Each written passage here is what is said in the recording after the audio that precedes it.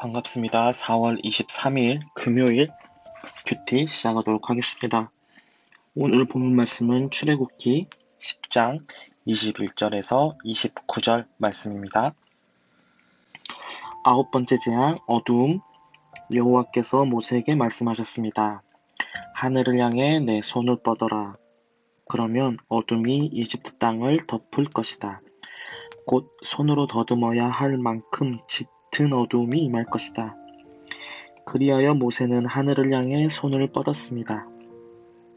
그러자 이집트의 모든 땅에 3일 동안 짙은 어둠이 깔렸습니다. 너무 어두워서 아무도 다른 사람을 알아볼 수 없을 지경이었습니다. 그리고 3일 동안은 아무 곳으로도 움직일 수가 없었습니다. 하지만 이스라엘 백성이 사는 곳에는 빛이 있었습니다. 파라오가 또다시 모세를 불러서 말했습니다. 가서 여호와를 예배하여라.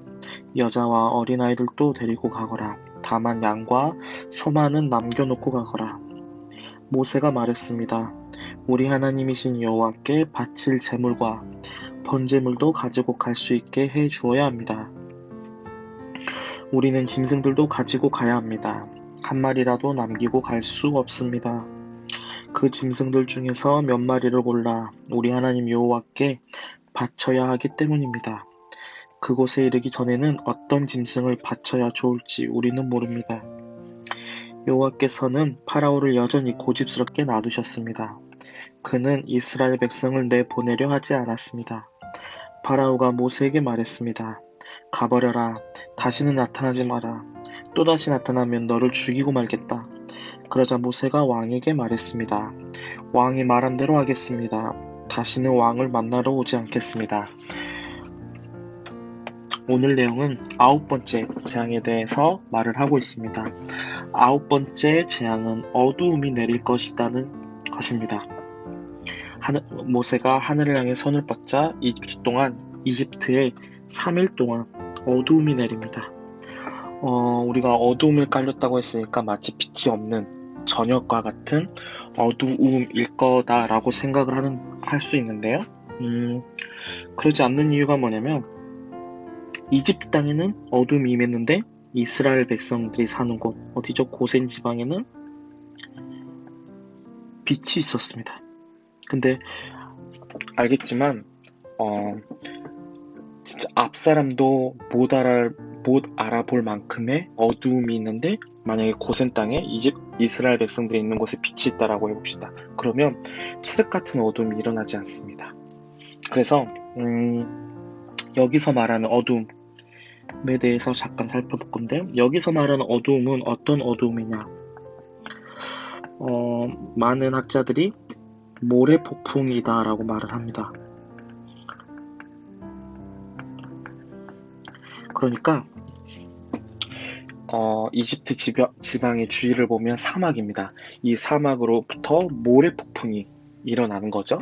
이 모래폭풍이 태양을 가리고 빛을 가림으로 인하여서 칠흑 같은 어둠이 이 땅 가운데 임했다라는 거죠. 그리고 이스라엘 백성들이 있는 곳에는 이 모래폭풍이 일어나지 않았다라고 했을 때 아마 어둠과 빛이 이렇게 대조적으로 나타나는 것을 우리가 확인할 수 있습니다.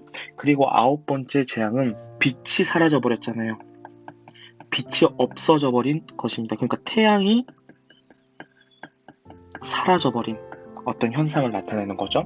이게 약간 상징적인 의미를 가질 수 있습니다. 이 당시에 왕은 곧 태양이었습니다. 그래서 우리가 고대의 문화를 보면 태양을 유독 신으로 많이 하는 이유가 뭐냐면 왕을 나타내기 때문입니다. 그런데 하나님께서는 그것을 가림으로 인해서 어두움을 나타내게 하셨다.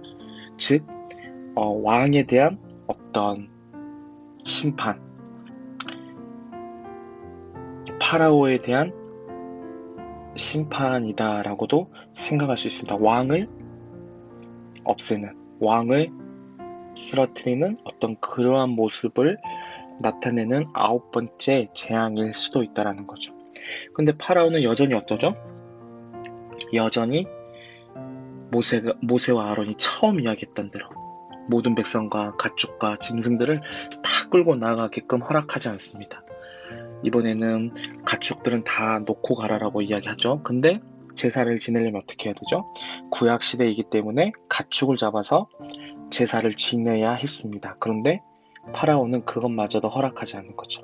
그래서 또다시 모세와 파라오 사이에 협상이 결렬된 모습을 볼 수 있습니다. 이 또한 하나님의 계획하심, 하나님께서 그 마음을 여전히 고집스럽게 잡고 있다라는 거 여러분이 기억했으면 좋겠습니다. 옆에 언더스탠딩 읽어보고요.